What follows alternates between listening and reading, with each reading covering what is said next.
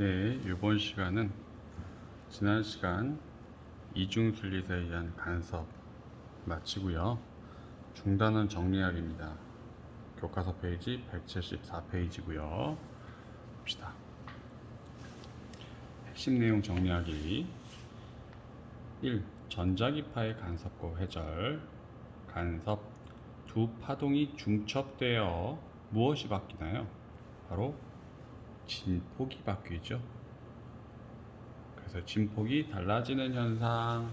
그래서 그 두 가지 종류를 보면 동일한 위상이 중첩되어 진폭이 증가되는 걸 무슨 간섭? 보강 간섭이라고 합니다. 그래서 동일한 위상 대표적으로 얘기하면 마루와 마루 그리고 골과 골 같은 위상이 만나는 걸 이제 보강 간섭이라고 얘기하고요. 반대 위상이 중첩되어 진폭이 감소하는 걸 이제 뭐라고 얘기한다? 상쇄 간섭이라고 합니다.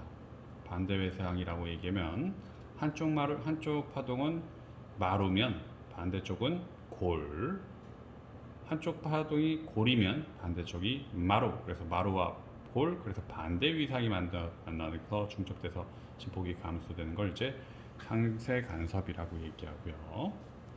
두 번째, 파동이 장애물 뒤까지 전달되는 현상이다. 이걸 이제 회절이라고 얘기하죠. 그래서 회절은 파장이 길수록 그리고 슬리스폭이 어떨수록 좁을수록 잘 일어납니다. 그래서 좁을수록 크게 발생하고요. 도플러 효과는 파원과 관찰자가 상대 운동할 때 관찰자가 진동수를 파원의 진동수와 다르게 측정하는 현상이다. 그래서 파원이 관찰자에게 다가갈 때, 그래서 관찰자는 가만히 있는데 파원이 다가갈 때는 이렇게 된다고 얘기했죠. 그래서 V는 뭐의 속도야? 파동의 속도. VS의 경우는 바로 파원의 이동 속도가 되겠죠. 여기에서는 두 번째, 파원이 관찰자에게서 멀어질 때라고 얘기하면 그 진동수는 여기 아예 플러스가 돼가지고 VS는 파원의 속도 이렇게 집어넣습니다. 이렇게 계산을 해봤더니 파원이 관찰자에게 다가가게 되면 이게 작아지는 거죠. 그러다 보니까 커집니다. 무슨 말이냐? 파원이 관찰자에 다가가게 되면 원래 진동수보다 어떻게 크게 들려집니다. 또 파원이 관찰자에게 멀어진다라고 얘기하면 원래 진동수보다 어떻게 돼? 이 부분이 커지는 거니까 원래 진동수보다 작게 들린다는 얘기죠. 자, 이거에 관련된 기초 개념 한번 봅시다. 그림과 같이 장애물 사이를 통과한 파동이 장애물 뒤까지 진행하는 현상을 뭐라고 하는가?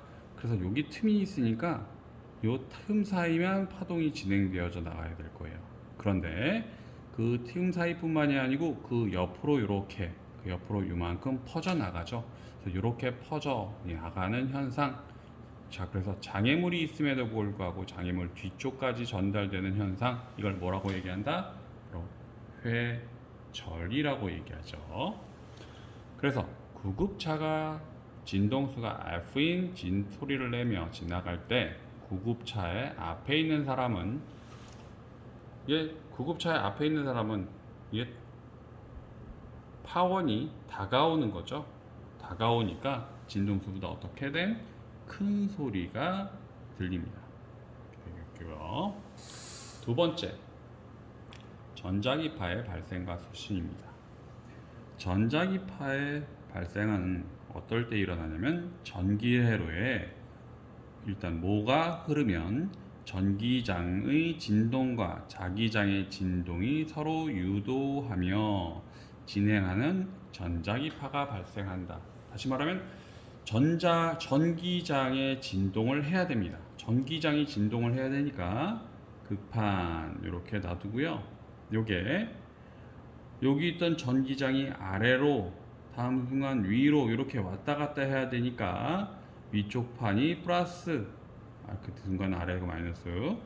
이게 일정하게 있는 것이 아니고 다음 순간 마이너스 플러스로 교대로 왔다 갔다 해야 될 거예요. 그러다 보니까 이런 전류가 어떻게? 교류가 흘러가야 됩니다. 그래서 전류의 흐름 방향이 매 시간 바뀌게 되면 그 바뀌는 진동수와 똑같은 전기장의 변화가 만들어지고요. 그 전기장의 변화가 자기장의 변화, 다시 또 전기장의 변화, 자기장의 변화. 그래서 전자기파가 발생합니다. 원리는 이렇게 되고요. 전자기파는 어떤 원리로 수신하냐?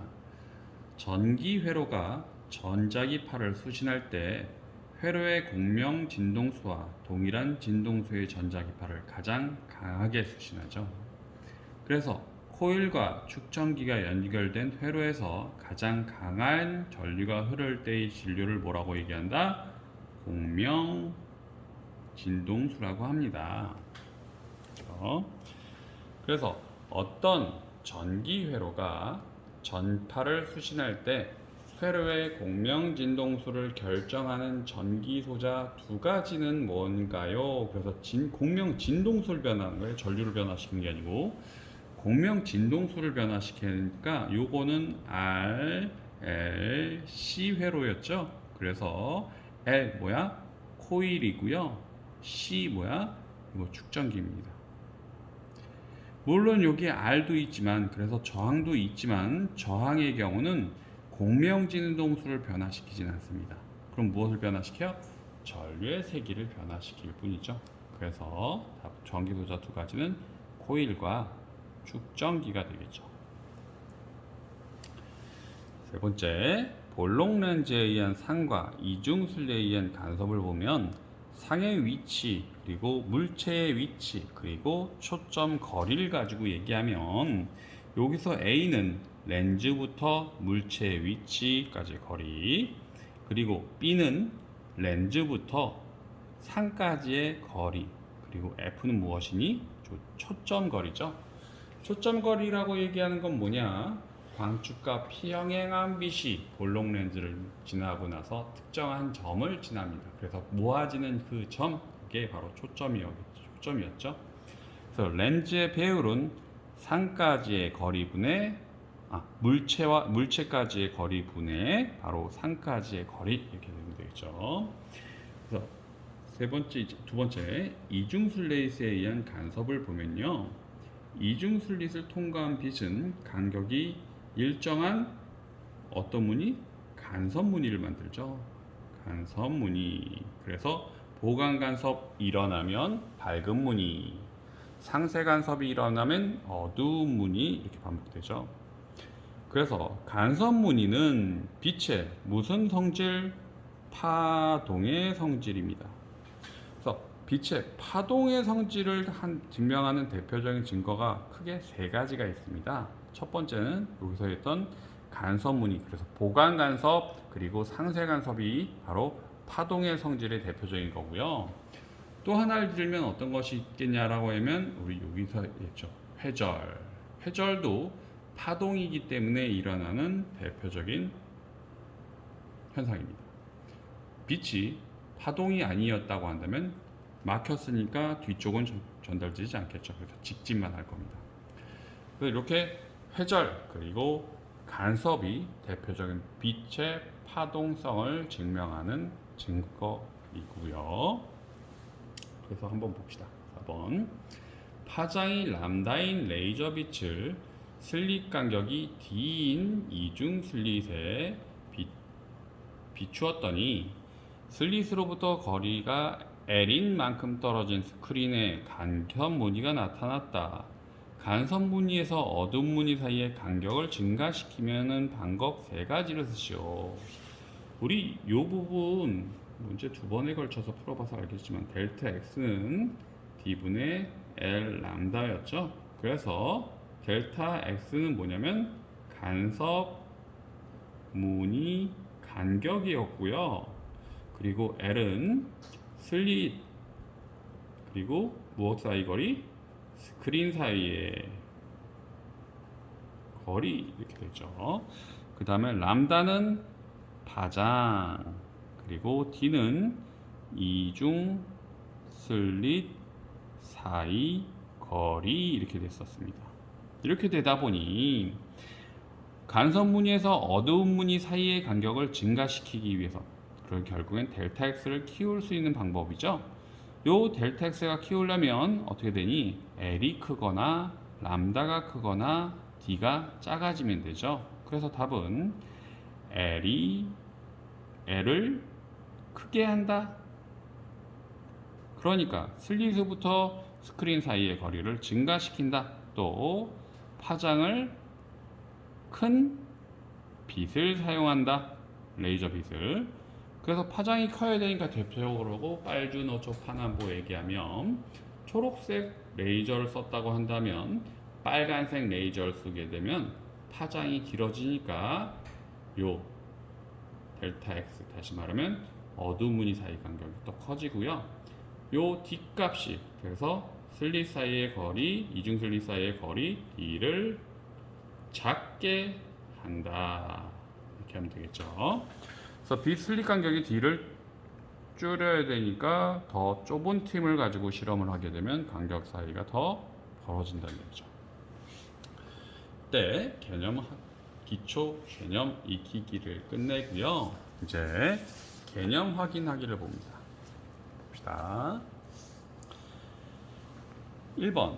그림은 반사면에 입사한 파동과 반사한 파동을 파면으로 나타낸 것이다. 실선은 마루, 점선은 고리다.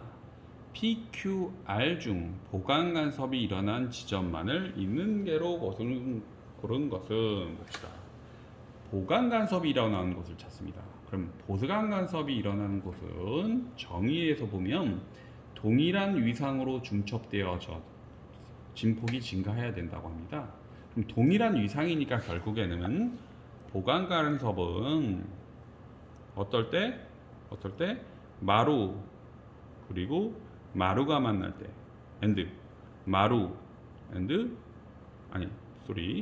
골 골과 골이 만날 때죠. 그럼 봅시다. P점의 경우는 실선과 실선이 만났으니까 어떻게 돼? 마루와 마루가 만났으니까 이 부분은 뭐니? 보강입니다. Q점은 봅시다. 어떤 거니? Q점의 경우는 점선과 점선이 만나는 거죠. 점선과 점선이 만나니까 골과 골이 만나니까 이것도 똑같이 보강이네요. 근데 R점의 경우는 실선과 점선이 만나죠. 실선은 마루고요. 점선은 골이야. 그래서 마루 앤드 골이 만나는 건 이건 뭐니? 바로 다른 위생이니까 상쇄 간섭이 되겠죠. 그래서 R은 상쇄 간섭입니다. 그래서 보강 간섭이 일어나는 곳을 찾아보니까 P와 Q, 그러니까 요게 답이겠네요. 두 번째 봅시다. 어떤 음원에서 진동수가 F0인 소리를 내고 있으며 영희가 이 소리를 듣고 있다. 영희가 듣는 소리의 진동수가 F0보다 어떨 때? 작아질 때라고 합니다. 작아질 때라고 읽으면 멀어질 때지. 그래서 첫 번째, 영희는 정지해 있고 음원이 영희에게 다가갈 때라고 하면 요거 도플러 효과라고 보면 요 공식이죠. 다가갈 때니까 원래 진동수가 어떻게 돼? 커집니다. 그래서 요럴 땐 진동수 증가합니다. 그래서 증가하니까 요거 들리게 됩니다. 음원은 정지해 있고 영희가 음원에서 멀어질 때, 이거 맞죠? 그래서 요거는 진동수가 감소합니다. 그래서 오케이. 영희와 음원이 서로에게서 멀어지고 있을 때 요 얘기랑 거쳐. 뭐 상대적인 개니까 요것도 똑같이 감소해서 오케이. 그러니까 니은 디귿 그게 답이겠네요. 한번 봅시다. 교류회로에서 진동하는 전기장이 발생했을 때 진동하는 전기장이 유도하는 것은 무엇인가? 자, 일정한 전기장, 진동하는 전기장이 일정하지 않죠. 왔다 갔다 합니다. 그래서 틀립니다. 일정한 자기장, 전기장이 아래로 갔다 위로 갔다 전기장이 위아래로 하게 되면 자기장도 일정할 수는 없죠. 틀립니다. 그에 따라 전기장이 위아래로 진동하니까 교류에서 진동하는 전기장이 발생했으니까 진동하는 전기장에 유도되는 건 뭐냐면 위아래 방향으로 전기장이 아래로 갈 땐 그거의 흐름으로 이제 이렇게 전기장에 의해서 전자가 가속이 되니까 전자가 가속됩니다. 전류가 잘 세게 흘러갑니다. 전류가 흘러가려면 그거의 오른나사의 법칙에 의해서 수직 방향으로 자기장이 유도되죠. 그래서 진동하는 자기장 여기에 맞겠죠. 초음파는 음파니까 이거 발생하지 않아요. 간섭무늬의 경우는 전기장이 위아래로 왔다 갔다 할 때 간섭무늬가 만들어져. 이건 빛의 경우인데 이건 두 개의 파동이 만나야 되는 거니까 이건 아닙니다. 그래서 답은 이렇게 되겠죠. 4번 봅시다. 볼록 렌즈에서 빛의 굴절과 볼록 렌즈가 만드는 상에 대한 설명으로 옳은 것은 1번 빛은 볼록 렌즈 내부에서 한 번 굴절하나요? 자, 볼록 렌즈를 이렇게 볼록하게 이제 그려봅시다.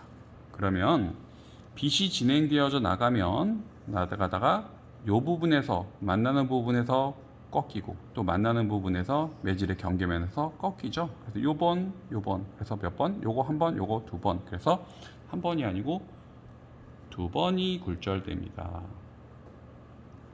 그리고 초점을 지난 볼록 렌즈에 입사한 빛은 굴절 후 다른 초점을 지난다. 뭐냐면 렌즈의 경우는 볼록 렌즈의 경우 초점이 어떻게 되니? 초점의 정의는 초점을 지난 빛이 렌즈를 통과하게 되면 물론 여기 두 번 꺾하지만 이제 한 번 꺾이는 거로 하면 무엇과 평행한 빛? 렌즈 중앙과 지나가는 빛 이거 광축이라고 그랬죠. 광축과 평행하게 나갑니다.